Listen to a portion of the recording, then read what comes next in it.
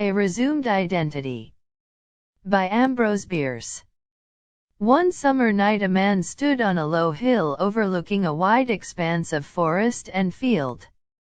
By the full moon hanging low in the west he knew what he might not have known otherwise, that it was near the hour of dawn.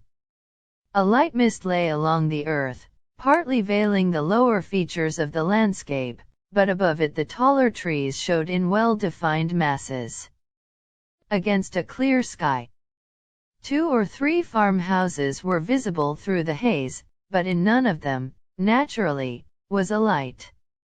Nowhere, indeed, was any sign or suggestion of life except the barking of a distant dog, which, repeated with mechanical iteration, served rather to accentuate than dispel the loneliness of the scene.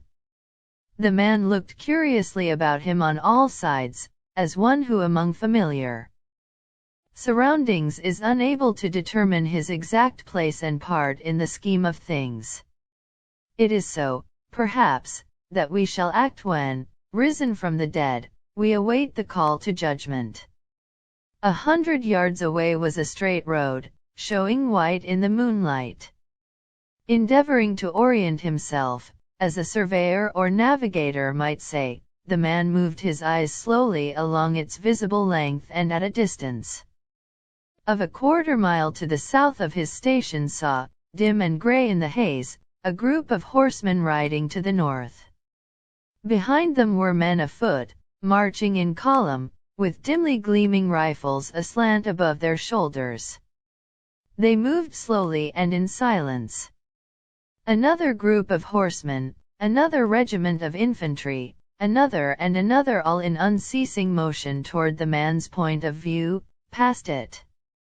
And beyond, a battery of artillery followed, the cannoneers riding with folded arms on limber and caisson. And still the interminable procession came out of the obscurity to south and passed into the obscurity to north, with never a sound of voice, nor hoof, nor wheel. The man could not rightly understand, he thought himself deaf, said so, and heard his own voice, although it had an unfamiliar quality that almost alarmed him. It disappointed his ear's expectancy in the matter of timbre and resonance. But he was not deaf, and that for the moment sufficed. Then he remembered that there are natural phenomena to which someone has given the name acoustic shadows. If you stand in an acoustic shadow there is one direction from which you will hear nothing. At the Battle of Gaines's Mill, one of the fiercest conflicts of the Civil War, with 100 guns in play, spectators a mile and a half away on the opposite side of the Chickahominy Valley heard nothing of what they clearly saw. The bombardment of Port Royal, heard and felt at St. Augustine, 150 miles to the south, was inaudible 2 miles to the north in a still atmosphere. A few days before the surrender at Appomattox a thunderous engagement between the commands of Sheridan and Pickett was unknown to the latter commander, a mile in the rear of his own line. These instances were not known to the man of whom we write, but less striking ones of the same character had not escaped his observation. He was profoundly disquieted, but for another reason than the uncanny silence of that moonlight march. Good Lord! He said to himself, and again it was as if another had spoken his thought. If those people are what I take them to be, we have lost the battle and they are moving on Nashville. Then came a thought of self and apprehension, a strong sense of personal peril, such as in an other we call fear. He stepped quickly into the shadow of a tree. And still the silent battalions moved slowly forward in the haze.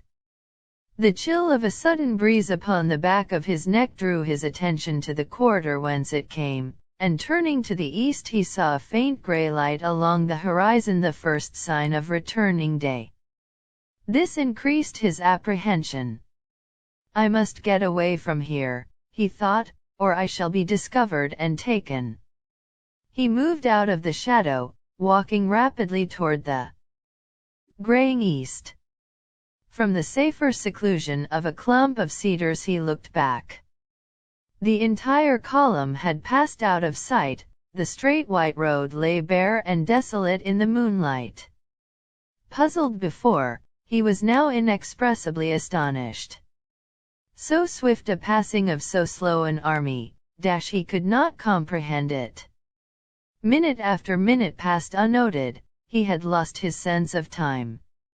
He sought with a terrible earnestness a solution of the mystery, but sought in vain.